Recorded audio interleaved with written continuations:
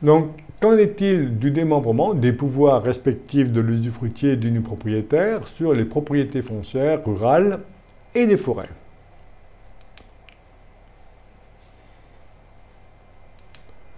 Propriété foncière rurale. Alors attendez, j'ai mon petit chat qui veut sortir là. Il est avec moi dans le studio, mais comme on a fermé la porte, je reviens et on reprend.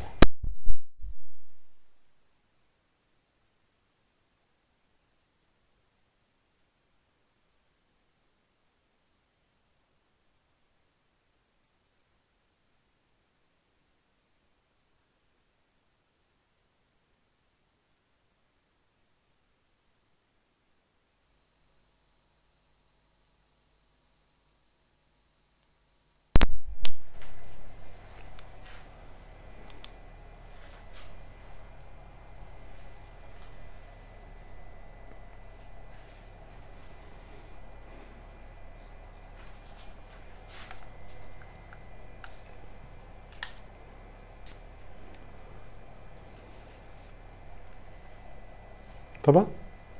C'est Donc, droits et pouvoirs de l'usufruitier et du nu propriétaire en ce qui concerne les propriétés foncières rurales et les forêts. Propriétés foncières rurales d'abord, puis les forêts. En ce qui concerne les propriétés foncières rurales, l'exploitation agricole constitue une universalité de fait. On y retrouvera cette notion d'universalité, notamment pour un fonds de commerce ou un portefeuille de valeurs mobilières. Un tout.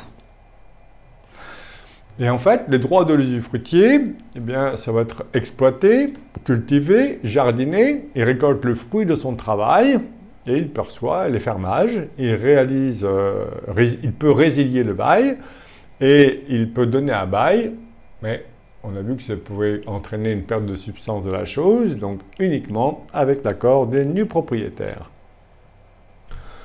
Ses devoirs de l'usufruitier, c'est de payer les charges de la propriété, et notamment les impôts fonciers. Les forêts. Alors, la difficulté également du démembrement de propriété, c'est qu'il a été écrit sous Napoléon et que depuis, il y a certains secteurs qui n'ont pas beaucoup évolué, et notamment les forêts.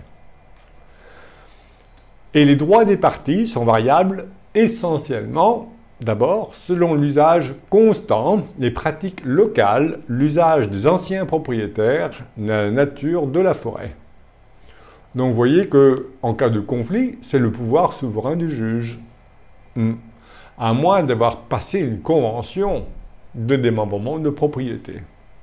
Mais sinon, les droits de l'usufruitier, eh bien, il a droit au taillis, sur les taillis aux coupes ordinaires,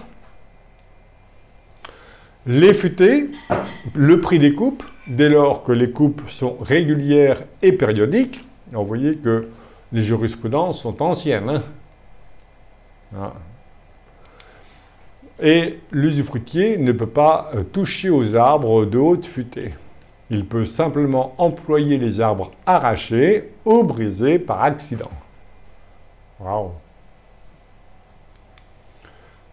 Cas des peupliers. En principe, les peupliers font partie de la catégorie des arbres de haute futée avec coupe périodique, donc c'est l'usufruitier en principe. Si les peupliers sont essaimés, eh bien, l'usufruitier n'a aucun droit. Et si c'est une plantation réalisée en une seule fois, eh bien, la coupe unique revient au nu propriétaire et non pas à l'usufruitier. Donc vous voyez bien que l'usufruitier, il pleure. Voilà. Une indemnité est refusée au nu propriétaire du fait de l'abattage par l'usufruitier de peupliers qu'il avait lui-même plantés. Une jurisprudence encore ancienne. Donc c'est pas cadeau.